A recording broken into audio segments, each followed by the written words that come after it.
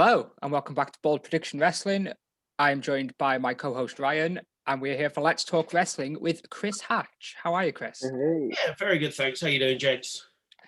I'm good. All right. Lockdown life. You know, can't really do much. Yeah, it is what it is at the moment, and at least we know we can start getting back to some sort of normality in the next few months. So Here's hoping, anyway. Yeah. Before another U-turn comes in. Yeah. Oh, God. So I'm gonna ask you a few questions about wrestling. What sort of how long you've been a fan, that sort of stuff. And we're going to talk to you because you are a professional referee. Would you say professional? I would say so. I've been doing it 18 years and getting away with it, so I'd go with bit of experience, just a little bit of experience. And we're going to talk about your writing as well for Hooked on Wrestling. Yeah. How long have you been a wrestling fan for? So it was about 97. I probably watched my first show. I was quite late into it for my age, starting watching it, and it was just flicking through channels one day, and like a lunchtime showing of Raw highlights was on or whatever, and I just sat there transfixed, and until my parents said, "No, we were switching channels to watch the news. You need to turn this off."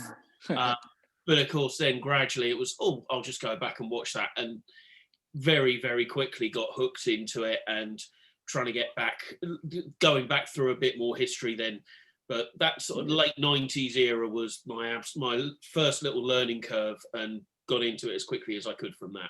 Not to make you feel old or anything, but Ryan wasn't even born then. And I was only 1 year old. Yeah, I get that a lot. What were you going to say, Ryan? Yeah, was you a WCW guy or a WWF guy during like that time period? So I was WWE at first, and then I found out that Nitro was on after Cartoon Network finished on a Friday night, and I was one of those people, you had Raw and Nitro.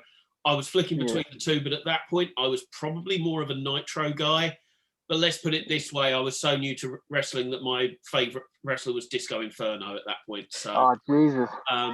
that just gives you a level of where I was at when I was first learning about the business. I love it. When I was first, because when I first originally got into it, it was late 2011, and my favourite wrestler was Zack Ryder. So I totally get it. Like, when you first get into it, you like what you like, and you learn the other stuff. Yeah, no, like you look at the main events of that era that were your Hogan, your Nash, your this, and I'm thinking this is incredible wrestling, and maybe wasn't the pinnacle of what I could have been watching match-wise. So you said Disco Inferno was your favourite wrestler at the time? Yeah. Who's your favourite wrestler of all time? Favourite of all time? Okay, it's not a particularly easy choice. I said a while ago I was asked this, and I said Ric Flair, and I said that just because of his versatility to go around the territories in the day and work all these different matches. But I've been having to think, and in general, my favourite, I've always been a character person. I like characters. I like a lot of comedy wrestling. I know it puts a lot of people off, but I like my comedy wrestling. Yeah. And not saying comedy, but my favourite of all time for being such a character would be Roddy Piper. Okay, yeah, that is just because he could bring everything to a segment. He could wrestle. He could bring a total package, and he could entertain. And it seemingly came naturally to him to do it. What do you think of when Ronda Rousey came in as Rowdy Ronda Rousey? Then how did you feel about that? Yeah, I didn't have a problem with it. Whether it was a passing of the torch or not, it felt like a good deal at the time. Piper seemingly was happy with it, and it worked for what it was. You could say that she was like, it came naturally to her as well. She was like a pro, more or less, like straight out the bat, wasn't she? Yeah, she knew what a crowd was and where the crowd was and how to entertain, and that's why she could slot straight into the main event scene like she did.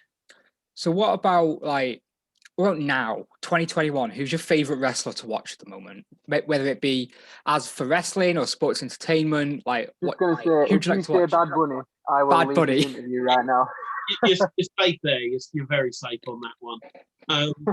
At the moment, I would have to say the way Drew McIntyre's handled himself over the last year, it's a very obvious choice. but he's a character in a different way because he just makes you want him to win. Yeah. He's not doing anything in particular to make you want that, but he engages you in that way. And his matches have been phenomenal. He's known who his opponent is, how to wrestle with them, and yeah, he took it on in the hardest era probably we've gone through every wrestling, or in a long period of time anyway. He's one of my like favorite babyface, like top babyface. Like he's up there, especially like you said, what he's done over the past year. It's so impressive. Yeah, and also to take the route he did, going back to the independent scene and just working his ass off the whole time. True inspiration. You could just see a transformation going on, even though he wasn't on the big stage, and that's exactly what he needed, and it's what's put him in good stead now. Speaking of eras, I'm just gonna dive in for you right on the spot here. If you could choose to call any match of any era between any athlete dead or alive, what would your dream match to call be? Dream match, bloody hell. I'm gonna have a think of that one as well, to be fair. Yeah, you really have put me on the spot there. Dream match. AJ Styles, CM Punk. Ooh. That's one that. Okay. Yeah. I'm going to nick your use of AJ there, and I'm going to put Bret Hart in his prime on that. Oh, now that would be a match. I'm going to try and one up you. What about AJ Styles versus Chris Benoit, 2004? Yeah. Oh, it doesn't get the Bret nod. It doesn't get the Bret Hart nod. No, I think Bret Hart is. Yeah, it's got to be Bret Hart. But like, you know, AJ Styles, like he is my favorite wrestler at the moment. Like, he's on a different level, I think. As of right now, who would you like to see AJ Styles do it with that he hasn't already, or has, but you'd like to revisit? Oh, somebody, AJ. I mean, AJ Daniel Bryan is just, it's just a match that you could throw on, and those two would have an absolute clinic. There's no real denying the two of them's ability. For me, I think I want to see Finn Balor again, because we've only seen it the once, and it was like out of nowhere, and it was amazing. But I want to see them two in like proper feud going at it, like. Yeah. Stick AJ in NXT and have him go for the NXT title. Yeah. Again, Balor's one who can just wrestle with anyone, and he's gonna look brilliant, and they're gonna look brilliant as well.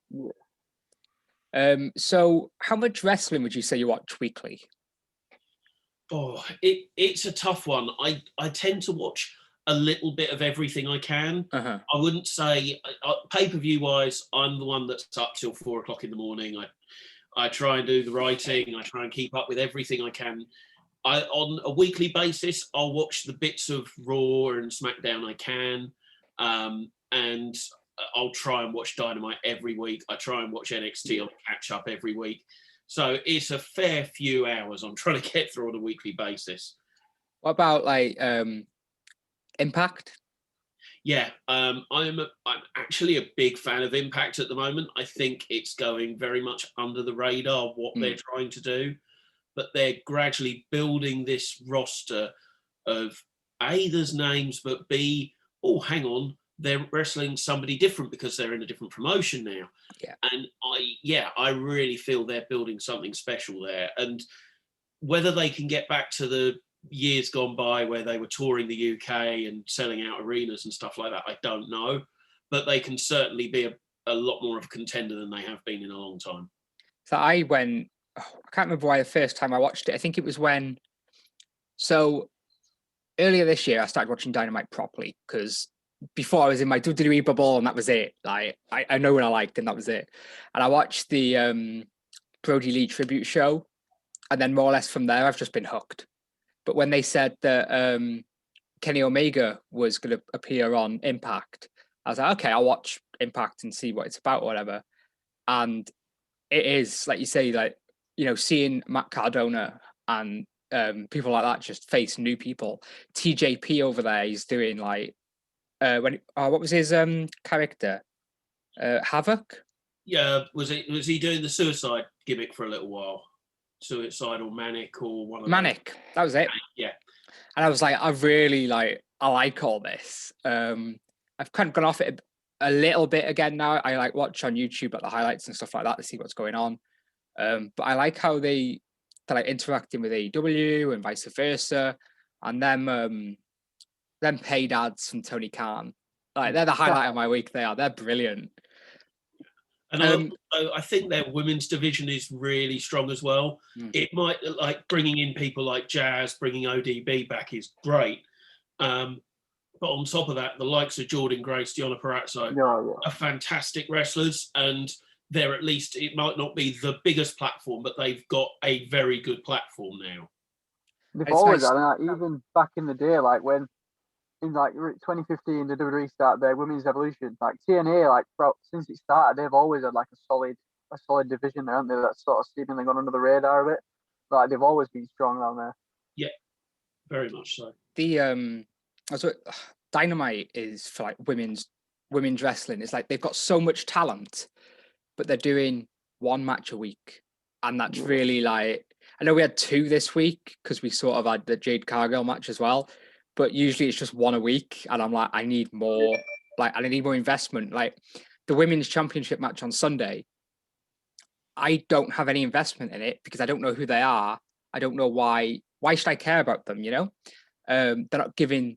I don't feel like they're giving the time to shine as much.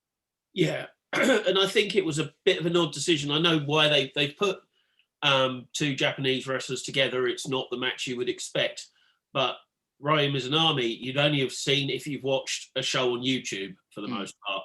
Yeah, Nyla Rose is on TV near enough on a weekly basis, so I can see why they've gone for that. But yeah, I'm sure it'll be a great match. By the way, I'm not going to slant Mizunami as a match. I'm sure it'll be great, but the logic of the level of people they're putting in there in the eyes of a pay-per-view crowd is a bit of a strange one. Let's talk wrestling moments. I'm going to come to Ryan first. What's your favorite wrestling moment in history? In history? Yeah. I think for me, it's a tough one. I'd say WrestleMania 28. I was going to say, give me 2. Give me one that you've watched and one that you were there live for, because I know which one you want to say. You know where I'm going. I said the one that I've watched then, WrestleMania 28, and it was Triple H, Undertaker, and we had like the switching music into the pedigree, and then like everybody thought that was it. And then in person, when we saw AJ Styles win the WWE Championship in Manchester. AJ Styles beating Jinder Mahal for the WWE Championship. That's like, so good. Gotta the be atmosphere that night was incredible, wasn't it? What about you, Chris? Incredible. Any sort of title change like that, especially on UK soil, is incredible. Moment I watched on the telly, probably I'd go for WrestleMania with Shawn Michaels and Austin and Mike Tyson getting involved, because I just think that became such a pivotal point in a change of direction that was so positive for WWE and therefore wrestling in general. Moment I've seen live, there's a fair few, but probably I can't even call it a moment because there's lots of little moments that make it up. But Shane McMahon coming off Hell in a Cell at Mania 32. I mean, the Undertaker one, yeah? Yeah, so but that's why I can't just pick that as a moment, because seeing the Undertaker's entrance live at a WrestleMania, that was a moment in itself. But probably the big thing that got me was seeing Shane go off the Hell in a Cell like that. Well, let's talk about your WrestleMania experiences. How many WrestleManias have you been to? So I've been to 2. One very well planned, one very unplanned as of about 10 days before I went to it. But both incredible experiences. When they say it's a package, it's a weekend, it's an experience, it's not just about the wrestling, it is that the whole city gets immersed in it. So the Dallas one was the first one I went to, and I don't think that was when like NXT wasn't quite at the point where that was a pivotal point of the weekend. That was the one where it became it. And suddenly then you realised you're going Friday, Saturday, Sunday, Monday, and you've got to see everything. And we didn't actually have tickets for Raw the night after. And then we were on StubHub the Monday morning going, we've got to get tickets just to say we've been to everything. What was the main event for that one, the WrestleMania? Was it? I'm trying to think what Mania that is. Reigns and Triple H. Yeah. 32, right. Yeah. Okay. So it was definitely one of the weaker WrestleManias, but you don't care when you're there. You just get lost in the crowd and in the moment. And it does help that the guy who runs Hooked on Wrestling, Paul Benson, I'm sure we'll talk more about him in a minute, he suggested getting some transport for a group of us while we were over there. And he said, if we all chip in, because the stadium was sort of 45 minutes drive away or whatever, he said, if we all chip in, I'll organise us a nice bit of transport. And with that, we all chipped in. And he says, oh yeah, I've managed to get a limo for that price.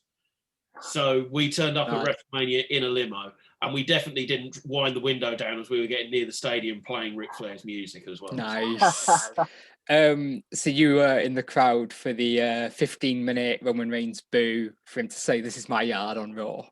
Yes. That I was watching it. I'm just like, they're not even letting him speak. Like, amazing. Yeah. What was your other WrestleMania? So the other WrestleMania was obviously not last year, year before in New York. So WrestleMania 36. I'm trying to think what. That was Becky. That was the women's triple threat main event. Okay. Which I will say that by that point in the weekend, I almost didn't go to WrestleMania on the day of the show. Wow. I didn't have a ticket until the night before. I had a friend who went. He went to. Was it Ring of Honor? We're in Madison Square Garden. Right. Right. He went to that and said, "I've seen all the wrestling I want to see this week. I don't necessarily need to go to WrestleMania. I've got my ticket for sale if you want it." And I left it till the next day thinking about it, whether I wanted to go or not, because I'd done an independent show over there. I'd been to an independent show over there. I'd gone to Hall of Fame, which was one of the reasons my wife hated me. I went to NXT and ended up in an executive box, and I still don't know how that happened to this day. But that morning of WrestleMania, I'm like, I've seen so much wrestling. I know it's going to be a long day. I don't know if I really need to go. And my wife just went, you can't go all the way to New York, have the offer of a WrestleMania ticket and not go. Yeah. But I got to the point, what was it, 16, 17 matches, something like that? I felt like it, yeah. So I said, I'm going to watch the entrances for the main event, and then I'm going to get myself on a train back. And I'm so glad I did, because I was back in a bar right next to the hotel within 45 minutes of the final bell. And I had friends who it took 3 hours to get back. I can imagine. It was one of those, I can watch it on the network when I get back to the hotel. So... I have so many questions. You said you worked an independent show over there. Yeah. So it wasn't the most successful show, to put it politely. I believe there were a lot of promises from the venue, a lot of, this many tickets have been sold previously for you, you'll be fine. And then we got there and there was about 40 people in the crowd. Wow. But I can still say I was the ring announcer for a show in New York on WrestleMania. Yeah, that's amazing. And James Storm was in the main event of it. So it wasn't like it was a bad show or anything. Nice. So going to your first WrestleMania, how many of you went? So it was just me and the wife did a trip. We did a week in Dallas, and then we had a friend in Austin we went and visited. So we did 2 weeks. So it was just sort of us. And then we met up with the likes of Paul Benson and his group. So it was small groups, but there were so many friends from the UK there that at the drop of a hat, you could go, who's about in this area of Dallas? And you'd end up meeting up with someone. So, because we've booked tickets for WrestleMania 39 in Hollywood. Hollywood, baby. A couple of years away yet, but it'd be our first WrestleMania. Any tips? If you've booked your tickets, just make sure you've booked everything in advance, and make sure you don't need to sleep too much, just because you're going to want to soak the atmosphere in. One of my biggest things was just being around the arenas early and not necessarily doing anything. Just find a bar and people watch the different types of people that are going to a WrestleMania. Yeah. And I mean, our hotel was half an hour's walk from where most of the shows were happening, and I found this little bar about halfway along the walk back, And I think every night we had to go in there and sit down and just calm down for an hour and relax and think through what had happened that day, because it does just go in a blur. I honestly, I can't imagine. Ryan, you got a question? Yeah. How important is it for, like, when you're in the stadium to make sure that you have an empty bladder? Because it's a hell of a long show to sit through. Yeah, it's a hell of a long show. It does help that you probably won't want to pay the prices in the stadiums for drinks and things. It's absolutely extortionate over there in the stadiums. But yeah, or make sure you're sat on the end of a row. Yeah, it was almost a strategic timing thing, because you could tell people were going, oh, we've had these two really good matches. I reckon this one will come up next. And you could just see the people draining out the stadium. So, like when you're at a football match and it's like they're in injury time and you know the whistle's going to go and everyone's starting to leave and head up to the toilets. So I do want to move on to talking about like you refereeing and ring announcing and that. I've got a couple of quick, more like just generic questions. What's your favorite match of all time? In general? In general. In general, I'm a big fan of the Bret Hart, Shawn Michaels Iron Man match. It's an easy shout to go for, but just they had so much scope and they went with it. What's your, I want to say first wrestling memory, but obviously you said like you were like changing the channels and it sort of, is there anything else that sort of sticks out from back then? The first big show that I was allowed to stay up for was SummerSlam 98. I was allowed to stay up and watch that. And I tell you what, it was just the presentation that got me, because I hadn't seen a Madison Square Garden show at this stage. So the entrance was opposite the hard cam and they had the fire on the entrance, and seeing people walk to the ring towards, for some reason, it just stood out in my mind. And it was, wow, this is different. Yeah. And it was Kane and Mankind at each other throughout various parts. And yeah, that night just sort of was a real standout moment for me. And I can't get rid of the VHS. I'm throwing away as many videos as I can now, but I just can't throw that one away because it was the first one I got. Go on. Sorry. Did you watch? You said 97. Did you watch the Survivor Series that year? Like the Montreal. No, I would have been watching after that, so I would have only watched that back. Right.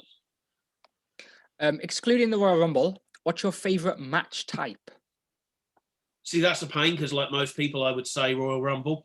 So I will go for an Iron Man match just because, again, you can lose a fall, but you've not lost the match.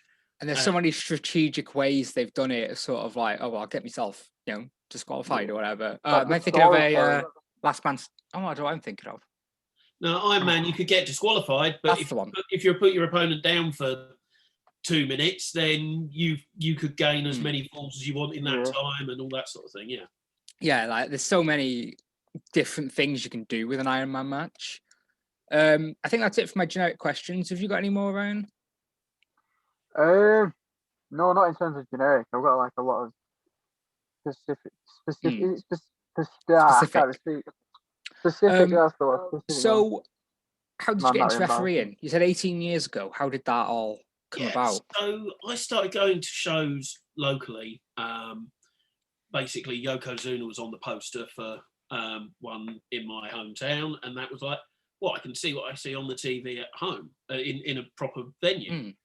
And so that was the experience that kept drawing me back.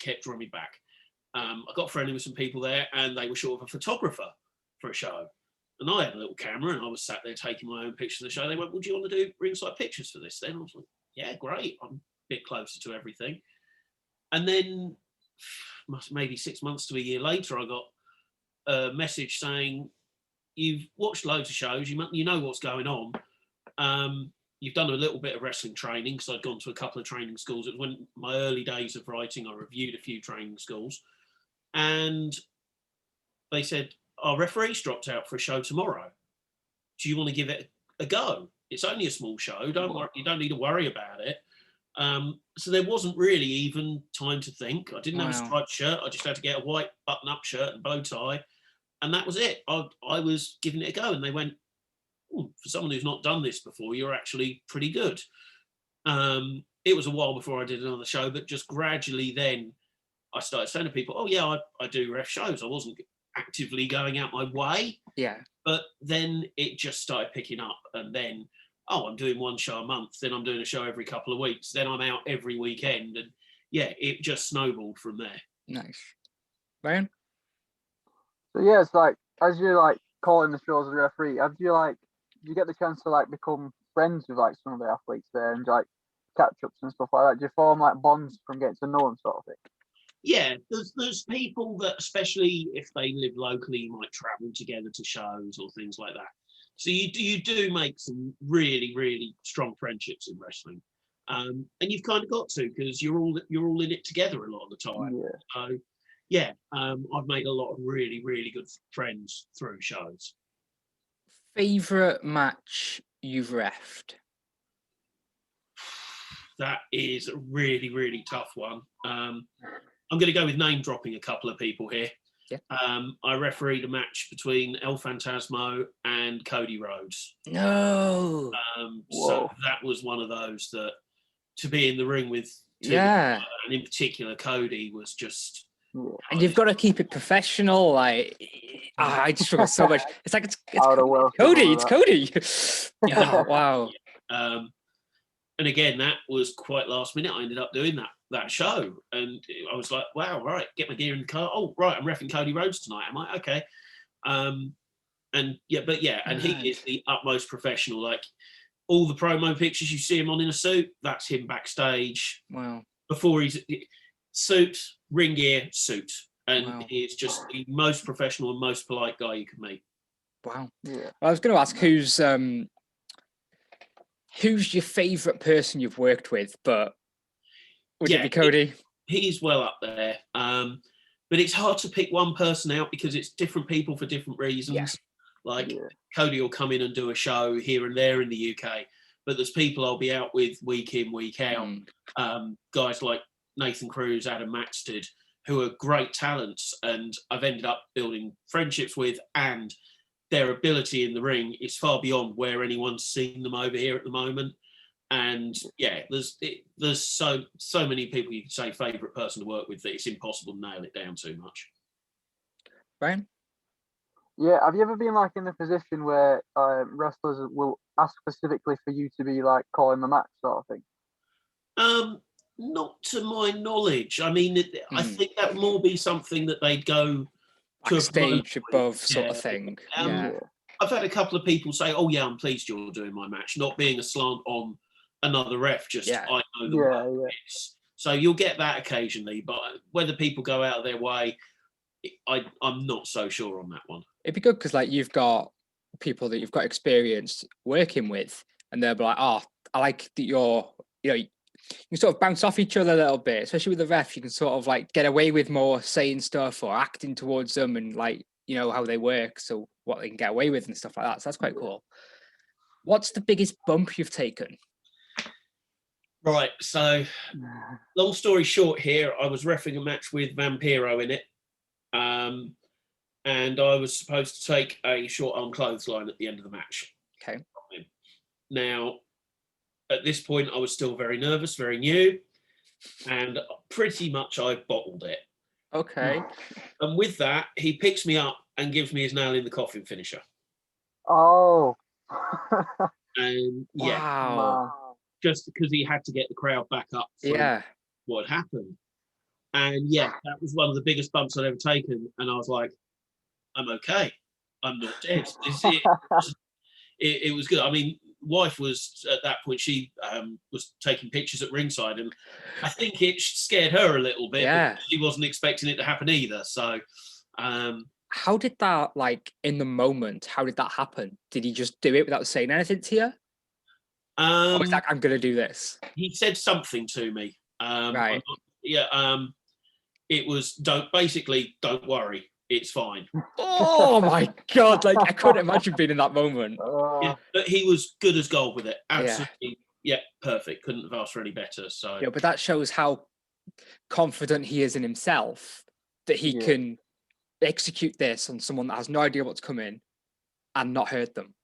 It reminds me of I know it's like completely different, but AJ Styles with James Ellsworth with the Styles Clash, and James had his head, I think he had it the wrong way, so AJ managed to turn it, and it's like moments like that you could just sort of like, okay, I can work around this, and just improvise sort of thing with you, and that's amazing, to be fair. Ryan? Yeah, have you got any like crazy, like the most craziest backstage story you've like or experience you've been through, sort of thing? Plenty I probably can't talk about. I can imagine. I will say that to bring it back to the Cody Rhodes sort of theme, there are a few people trying to get pictures with him backstage after he'd done a match. That was a different match. And it was, just let me go. I need to finish getting my outfit on. And it was so he could do his cufflinks up. And he was literally such a pro that he couldn't do a picture without his cufflinks on. Like, that's when you know that you're a professional. So have you had like a conversation with him backstage, like even if it's just a generic one, have you spoke to him like one-on-one? Yeah, little chats. Nice. Not to the point he'd necessarily know who everyone was, but the night that I've announced him once and I've refereed him once. Okay. When I announced him, it was just after he joined the Bullet Club. Okay. So I wanted to make sure the announcement was done the way he'd want it done. And after refereeing him, I asked for feedback because why wouldn't you ask someone like that? Why wouldn't you ask anyone for feedback, but in particular someone like that? Definitely. Ring announcing. How much experience have you got with that? Well, I believe that first show I refereed, I asked who the announcer was and got thrown a microphone. You are. Wow. And I'm not doing both, but that I wouldn't class that as me actually announcing. I'm trying to remember what the first one was, maybe 10, 12 years, something like that. Wow. But it's been one of those on and off, like the refereeing's been the one that's held through it, but various shows I've ended up announcing from time to time. So obviously you've mentioned Cody Rhodes a few times. Are there any other like big names like that you've spoke to backstage, that you've met at WrestleMania weekend? Anything? So though a lot of these shows you could reel off names. Early days, people like Samoa Joe, Sami Zayn were pretty much regulars over here, so you'd get to know them. On some of the bigger shows a few years ago, I was announcing the likes of Hurricane, Jeff Jarrett. Nice. So yeah, there's plenty of name dropping can be done with those names, obviously outside of WWE or AEW or wherever. And Kip Sabian just before he went to AEW as well. Nice. I've got to ask, we're going to get on to your big project that's coming up soon. Do you see, and be honest here, like as a goal or as a dream or whatever, do you see WWE as an option, even if it's just NXT UK or anything like that? I wouldn't rule anything like that out. Okay. Whether I'd say that was I've got to do everything in my power. But to even be considered on a radar like that would be an ultimate dream. To know that people have paid that sort of interest. If it came up, I would be over the moon. Obviously, World of Sport was rerun a couple of years ago. That sort of timing, I was thinking, well, there's two options here. If either of them came up, it would be amazing. And I know we've sort of mentioned it. Like I'm doing Progress at the moment, which is on the WWE Network. I'd have never thought I'd get to Progress. I'm 35 years old. There's a lot of younger people about that are in this business at the moment, and I probably never thought I was going to get a Progress opportunity. But when it came up, I'm going to jump at it, and that to me moves you one step closer to something like NXT UK. So can you tell us more about Progress and how did they approach you? What did they say? And as for being on the network, do you have a match on the network as of the time of recording, or is that not gone up yet? Yeah, so they approached me through, there's a few people who I've got the absolute world to thank for saying, yes, this is a guy you can rely on. Some really, really good people put me forward for the job. And yes, it's an amazing experience. And the first 2 new chapters are up, I believe, on the network now, 104 and 105. And I'm refereeing on both of them. First time I've ever refereed with no crowd as well, which was... I bet that's weird. What's that like? Obviously, like... It's an experience, and especially there's just points in a match where you stood there, you're doing what you need to do, and you think, crowd should be making noise here. Yeah. Like, if you think when you've got a double down, the referee's counting, and you're just waiting for someone to go... Yeah. You're just there counting. You just keep counting because there's just nothing there. So You don't like so do weird. it in your head. Like, I imagine when there's no crowds there, the wrestlers, like, to help me if I were in that position, I'd like pretend like the fans were there and like what their actions would be. Do you have like that process or anything to like sort of get you in? Yeah, it's just getting into a zone, and you just you're there as if there's a crowd there. You just carry on as if there's a crowd there. You don't react to the wrestlers any differently, whether you're in front of nobody or 1,000 people. The referee, you've still got to be loud. You've still got to be authoritative and tell them what they need to do. Yeah. Right, anything else? Just as we stick on like the WWE bracket for a second, do you know when like you see it time and time again, like the paper referee, like the referee will get knocked and then for a spot they'll just drop. As like a referee yourself, does that like not annoy you? Do you just seem like fall like that? Yeah, it's a difficult one to balance. You've got to keep a sense of realism nowadays. Yeah. And I think it's getting better that it's not just, you've taken a slight knock to the shoulder and you're down for the next 5 minutes.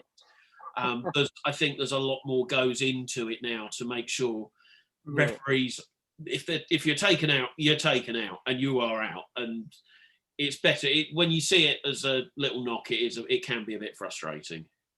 You hear any wrestling show really. You hear the referee rulebook, the referee handbook. Is that a real thing? There are various versions of it. Pretty much going back to the old days, like Lord Mount Evans rules. So there are versions of a rule book. Then there are just the versions that people nowadays have. There is a set of rules that everyone goes by. So you could call it a rule book if you wanted to. Because obviously you've got like the one that sticks to mind for me is it's always the Revival. Like Revival tag matches, they're amazing. But like during a tag match, like you've got to be holding onto the little rope and stuff like that. Sometimes you see referees like get away with it and stuff like that, like they haven't done it or whatever. I forgot where I was going with the question. But that's like sort of stuff like, where do you sit with that? Like, it's really, really difficult. You need to be the authority. That's the problem. But you also can't mess everything up for them. So it's a balancing act. If a lot of the time I'm probably a little bit more laid back than some people are, and I shouldn't be, and I'll take that as a fault I've got. But yeah, there's certain things. If you say don't do this, and then they do it, you're like, what are you doing? Yeah. It's because one of my favourite things to referee was the old rounds matches. So you can give public warnings. So to me, that gives the referee some scope to say, yes, I'm giving you a public warning. You've broken the rules that I've told you. Yeah. I'm doing something. I'm not just counting to 5 and stopping. Yeah. The problem then is if people then cheat too much, say they get a public warning in round 1, public warning in round 2, I should disqualify them in round 3. Yeah. And that's when it gets a little bit difficult. Have you ever been in a situation where someone hasn't kicked out? Yes. And you drop any names? It's on Botchamania. It's on Botchamania. I won't drop names, but I will say it's quite an early Botchamania. I can't remember the number. I've not seen it for many years. Okay. And it's a women's triple threat match. Okay. And I'm expecting the third wrestler to come in and break the pin up. Yeah. And I'm just counting 1, 2, no one in sight. But you can't stop, can you? You've got to do it. You've got to follow through with it. Well, I believe that if you watch what I did, is I indicated that the shoulder went up slightly. Okay. But it wasn't very convincing. So how did that go down? Like with everybody backstage and the wrestlers? Nobody was worried too much. Okay. I didn't even think about it again until it was on Botchamania.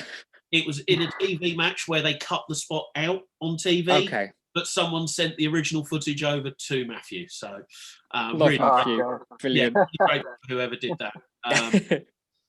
So yeah, and it would have meant that an international who was in for like 2 shows was leaving with the title. So couldn't really. It was a big match as well. Yeah, you couldn't really do that either. So you got any other? Sorry, go on. Sorry, Jeff. Sticking on those terms, what like? So I imagine referees are told the finish of the match.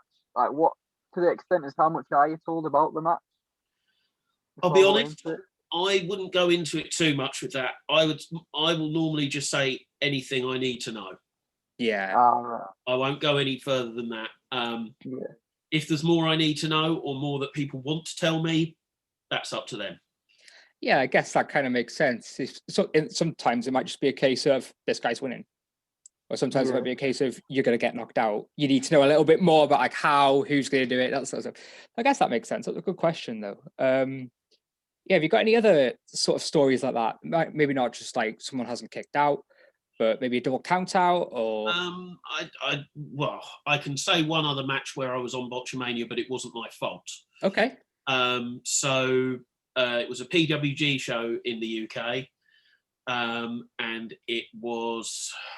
I'm trying to remember exactly who was in it. I know Super Dragon was in it, and it was the infamous I Am the Table.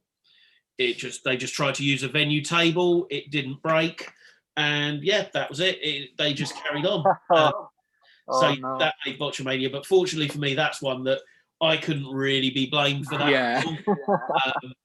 But yeah, that was another one of those nights. I'm like, oh, I'm refereeing this match, am I? And I think it was Generico and Steen against Davey Richards and Super Dragon, something like that. And yeah, I ended up. I didn't think I'd be. I thought, oh yeah, I'll just do the smaller matches on this show. Yeah. I'm refereeing that. So, what? So at the time, did that feel like a big match? Yes. Yeah. Any match like that felt like a big match, but in particular, that one was one of those like, oh, okay, this is a big deal. It's an American independent company that people know worldwide, and it's going to be seen worldwide as well. Yeah. Have you ever been put through a table? No. Do you want to? No. Very simple answer to that. I don't need to take anything more than I need to. And I don't need to come into a show like Shaq does and take moves off. That was amazing. I want to go back to Royal Rumble this year. Roman Reigns, Kevin Owens, with him locked in, the handcuffs. Referee gets to 5, stops. Yeah. If you were in that situation, what would you do? I'd wait for someone to talk to me. You're in such a difficult position if you're on TV like that. It's live. You can't change the entire match because of it. Yeah. Why someone didn't have a set of bolt cutters backstage just to open it up when they needed to, I don't know. But yeah, that was a really awkward situation to be put in. Ryan, have you got any more questions about reffing? That was literally my question. Was it? Yeah. Have you got anything else you want to talk about reffing wise, Chris, that we haven't already asked you? No, I think we've covered quite a lot. I mean, the big thing at the moment is the world's opening back up. Yeah. So it's as long as it's done safely, I'm looking forward to getting back out there a bit more. The big one at the moment is, progress is alive and well. And bet you can't wait for crowds to be back, can you? Yeah, I can't wait for that. Again, it's that reaction. It's you walk through. Even if you're a referee, you walk through the curtain and there's a crowd making a noise. Yeah. It's not necessarily for you, but they're making a noise, and you know you're going to engage people, and that's just so much part of the fun. It's like you don't realise how important it is there until it's like gone. Exactly. Like, it plays a massive part of it. Yeah, it really is. I'm going to be honest, until this conversation, I don't tend to take much. The referee's sort of like a third player like I'm focusing on the wrestlers, and the referees just sort of like, I personally only really notice the ref when they're meant to be noticed. Yes. The referee's always doing something, like all the time, even like little pinfalls, they're doing something all the time. And it's like, I think after this conversation, I'm going to like look into it a little bit more, especially like when I'm watching wrestling, like what's the ref doing? Who's the ref talking to? That sort of stuff. But yeah, I want to move on to Hooked on Wrestling. Yes. So you are, correct me if I'm wrong, lead writer? News editor, News editor. Talk to me about how you got into it, how long you've been there, stuff like that. So back when I was a youngster, I did a journalism degree, and the main thing it sort of taught me at the time was I didn't really want to be a journalist in that era. Okay. With the way it was, the way it all went.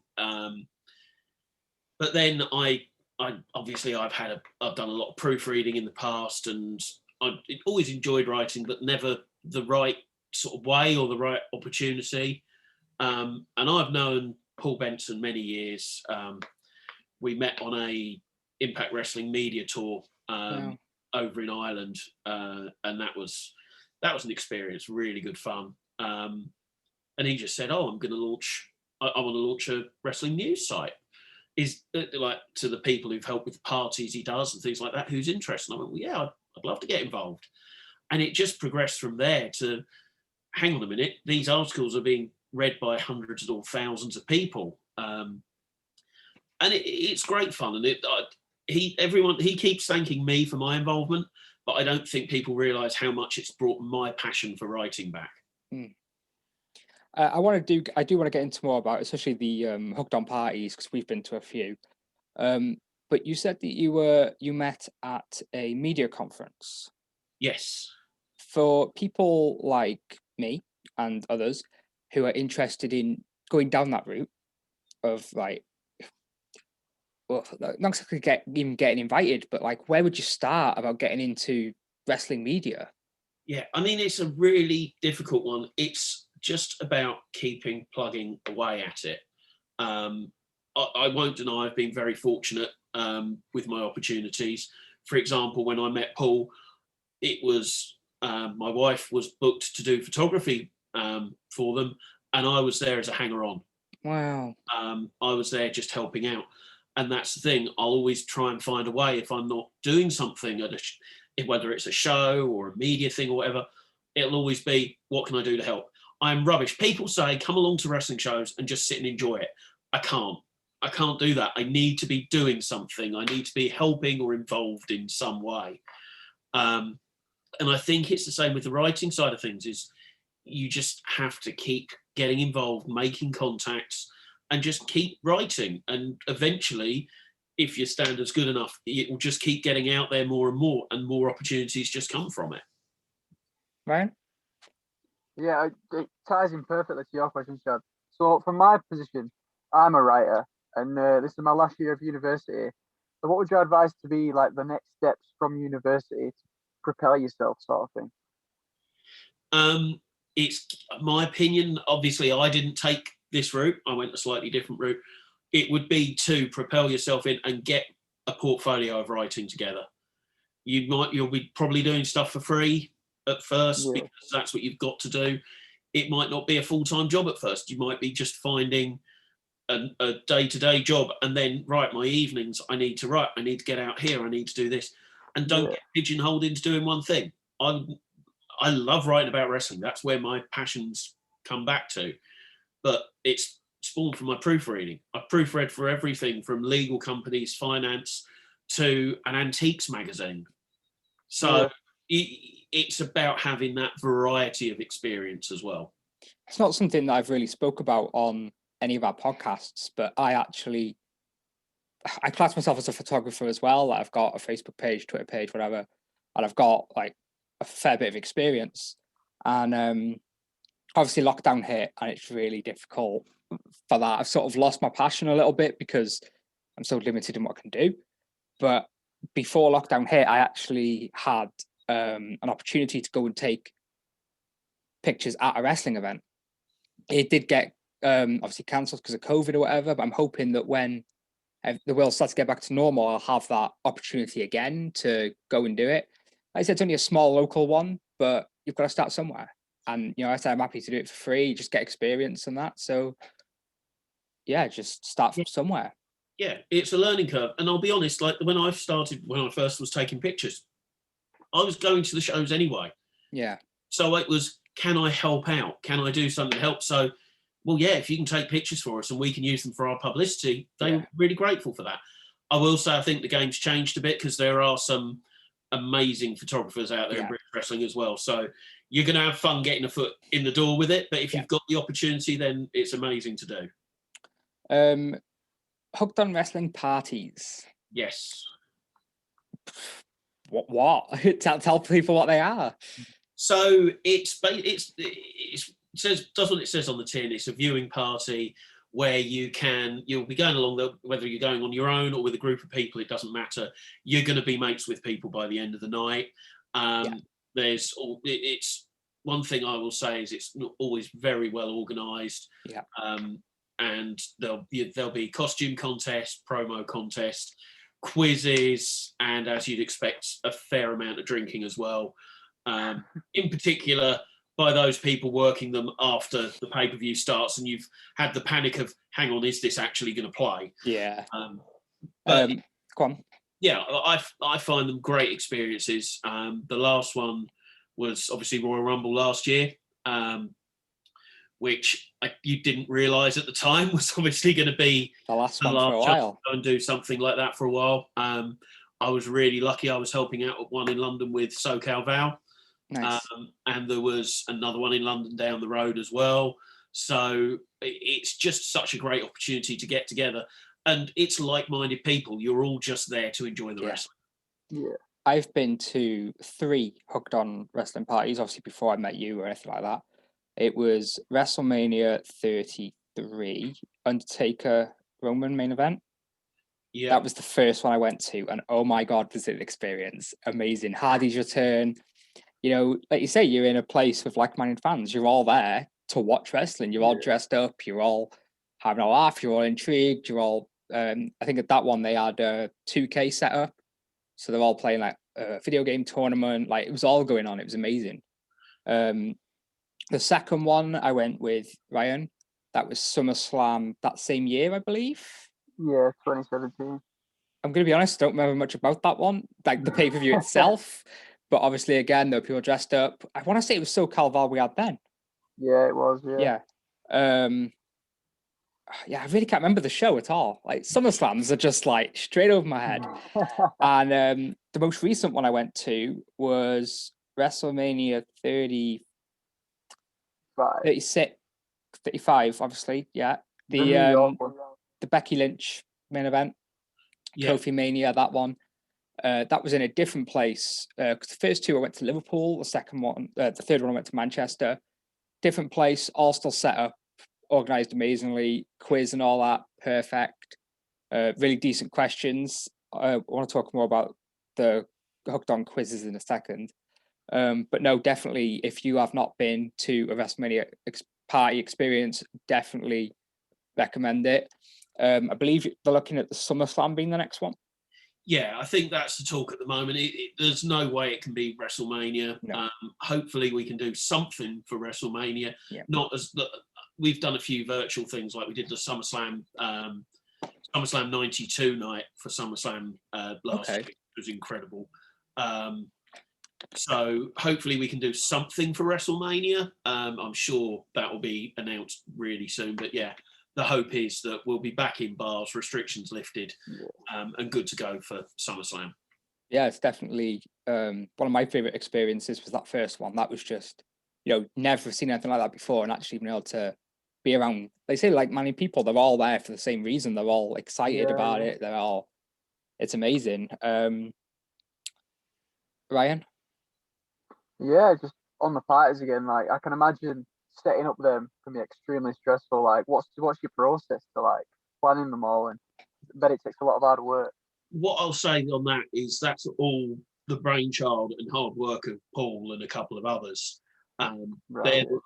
I'm the lucky person who sort of gets to turn up on the night with a list of ticket holders and here's the quiz and just making sure that side of things works, which is quite nice. But I've watched Paul on those nights, and he's at one of the parties, but he's trying to then keep in touch with every other venue to make sure everyone's still having a good time and everything's running smoothly.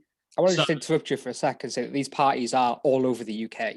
Yeah. Because we haven't mentioned that. They are from the top north of Scotland, bottom of London. They're everywhere. Sorry, carry on.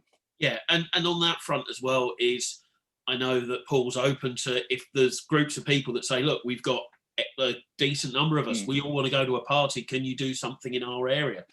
It's not like he's going to go, no, you've got to find us. Yeah. Obviously, it's got to be viable, it's got to be worthwhile doing, but the more parties, the better, and the more people that can get out to them, the better. There was one actually like fairly close to me. I wasn't able to go to it for one reason or another. And obviously it mustn't have had an amazing turnout because it hasn't had another one again. But it's not sort of like Liverpool, Manchester. It's not them big names that people want to go to. There's not much else in the area. But yeah, like Chris said, if there's anywhere that if there's a lot of wrestling fans in one area and you haven't got one near you, get in touch and they'll see what they can do around you, sort of thing. Every Sunday recently, you've been doing a Hooked on Wrestling quiz on Facebook. Yes. Can you tell us a bit more about that? So they've been great fun. It has just been every Sunday. I think I missed the first couple of weeks when they first started up, and I've missed a few since for other reasons, obviously. But Sunday night weekly quiz, 20 questions. Normally get through it in about an hour and a quarter, something like that. But we've got a really good core group of people who are there every week. And again, it's like wrestling being a community. We've made friends through doing the quiz. It's Paul and Rob McNichol asking the questions generally, with help from Dean AS some weeks as well. And I'm in the background doing the admin. But I come on screen and occasionally dress up as silly wrestling characters to pass the time and things like that. But yeah, it's become a real cool thing. And the fact is, we don't expect people to get like 20 out of 20 every week. It's not an easy quiz. It's not at all. I've taken part in a couple. The first one I think I did all right on. The second one, 4 points, I think, out of 20. And that's including the bonus points. Like, I did really bad.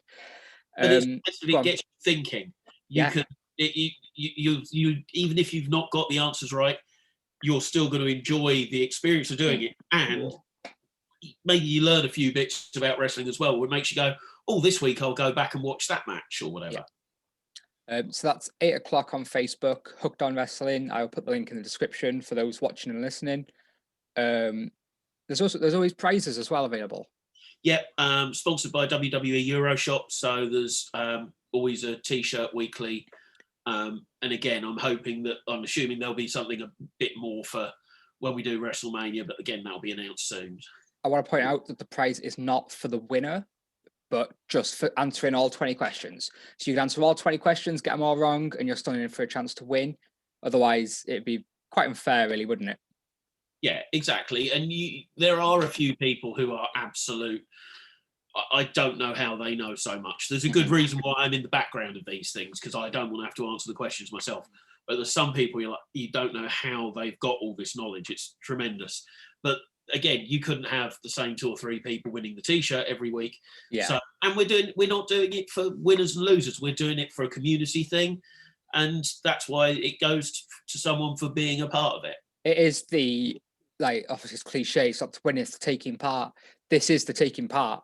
You get rewarded for taking part and enjoying yourself, and it's just amazing. Ryan? Yeah, I don't really. No? I can't really think of anything, to be fair.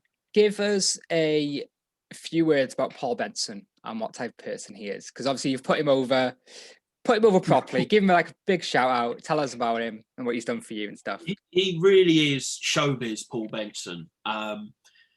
He's just done more than he would realise, because me being part of something like Hooked On, so many opportunities have come out of different areas of that. I love the parties. However much I'm a character, like being a referee or an announcer or whatever, I'm a fairly quiet, timid person around it. So going to a party with a group of people like that is great fun. And I love being able to help out on things like that. And then with the website, it's amazing. And also, he's just a guy that my only problem is he lives the other end of the country to me, because he's the sort of person could always go to the pub for a beer and a chat with. Yeah, he seems like he's a fan. He's a fan that's wanting to share wrestling with everybody else and like doing everything he can for that. Is there anything else that you want to mention about reffing, wrestling, Hogged on Wrestling? I mean, it's hard to mention much more about the reffing and the actual wrestling side of things because the world hasn't opened back up yet. I know the appetite for shows in that first couple of months back is going to be huge. And as long as it's done safely, I just can't wait to be a part of it again. And the only real plug is for the quiz and the keep an eye on the news site. We're getting some really good features coming in as well. We've got a really good relationship with Impact. So we've been getting some exclusive interviews from them as well. So as well as the day-to-day news, there's the features we're doing. I've not been a part of the on this day side of things, but the work that's gone into that is incredible. I've seen that's incredible. And when it gets to we'll get to a year and have a full year's worth of on this day features. It's just out of this world. I'm going to break the fourth wall for a second. We're recording this on 4th of March on the Thursday. This episode is going live on YouTube and iTunes on the Tuesday. So between now and then, we've got AEW Revolution. Did you manage to watch Dynamite last night? No, I'll be watching that when it airs in the UK tomorrow. So I've seen the important bits of it. I've seen Shaq. I've seen the Four Horsemen. That one was a big one for me. So yeah, I'll be watching that tomorrow night. I want to talk. Paul White comes out and says that on Sunday they're announcing their newest talent, Hall of Fame worthy. Who do you think it is? We're all about predictions here. Who do you think? So there's a couple of names being floating about. I think probably one of the most likely is Tessa Blanchard, because Hall of Fame worthy, but wouldn't be in any Hall of Fame for a reason. I think that could be a shout. I don't know if he's in the Hall of Fame, but somebody was rooting Christian earlier on quite a lot. Yeah, I've seen that name. Which would be really interesting given the fact he's only been on WWE TV in the last couple of weeks. Yeah. The first name that came to my head was Mark Henry. Yeah. Do you see that as a possibility? Potentially. Is he not in the Hall of Fame already? I can't remember. Was he? I feel like, I could be completely wrong, but I feel like he was meant to go in last year, but didn't go in. No. He went in 2020. I watched it over 2018. So he is in, yeah. Same class as Goldberg. Yeah. See, it's that Hall of Fame worthy. It's that worthy that's really throwing me off. Yeah. And we usually on our weekly episodes, at the end of every episode, we give a bold prediction. This could be something for the next week or the next month or the next year.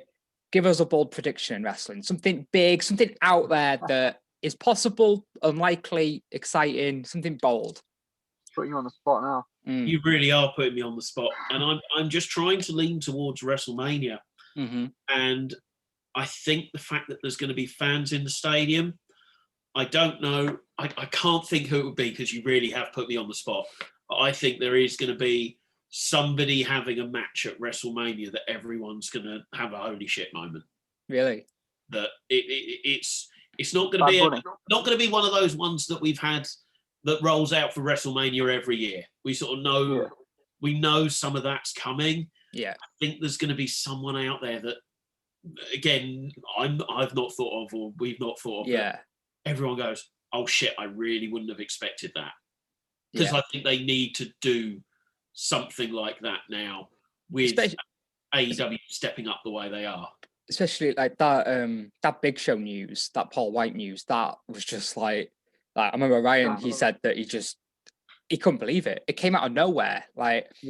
Everyone's listening, everyone can go anywhere, and it's just, there's so much excitement at the moment, isn't there? Yeah, and that's the thing. And it makes for good competition. It makes for good television, and I'll focus back on what I'm a big part of, the UK scene. Yeah. It's good for the UK scene because you do see these people moving about. You do see you're going to create new fans because of that. And then when you put a poster up because wrestling's in their hometown, you've got a bigger audience to get back. Yep. Well, it's been absolutely amazing. I've really enjoyed this. It's been so much fun, especially the referee part, because I don't know a referee. You're the first person I've actually spoke to about like what goes on and that sort of stuff. Just give us your plug your Twitter, your Instagram, whatever you've got. Obviously, we'll put the Hooked on Wrestling links below as well. Yeah. Well, first of all, thank you for having me on, guys. I've had a great time. This isn't the sort of thing a referee would normally get the chance to do. Yeah. So I absolutely loved it. All my social media, Facebook, Twitter, Instagram is all HatchRefMC. And obviously the Hooked On link, if you can shove that in as well, then please do check us out on a regular basis. The site's constantly being updated. I've been seeing the messages coming in about updates whilst I've been recording this. So. Definitely join the Facebook group if you're not in it as well. There's so much that goes on, especially like the quizzes, and that's the first place you'll find out about the WrestleMania parties and all that. And I mean, I'll give a little plug for, we did a SummerSlam 92 night, and we had a watch along of the main event with Georgia Smith and Harry Smith, and Diana Hart was on, Mike Goldsmith was on it, who was actually the promoter of SummerSlam 92. Wow. So I believe if you go back through the Facebook history, it was a long night. Spoiler, it was because I think we did about 4 hours before SummerSlam, and then we stayed up and did a SummerSlam watch along as well. So amazing. That was a bit like one of the party nights where we got to midnight and then the drinks started flowing. So that was good fun. I tried to touch about the WrestleMania party that I went to. I think it was the second one. Yeah, because these guys left. So I don't know, finished 4 or 5 o'clock in the morning. You guys got back on your train, went back home. Now I didn't book a hotel or anything, so I just stayed up. I was just wandering around Liverpool 4 or 5 o'clock in the morning until my mates came to pick me up about 11. I fell asleep in the car back home. God. I fell asleep, but it's amazing. Like, you can't just go to a hotel and go to sleep after that anyway. And honestly, it what a night. Amazing. And the tickets are so cheap. I cannot explain how much value for money they are. Like, honestly, check them out. If there's anyone listening or watching that thinks that you'd like to come on, if you referee, any experience in wrestling podcasts, anything like that, get in touch. But until next time, thank you very much, Chris, for joining us. Thank you everyone else for watching and listening. We'll see you later.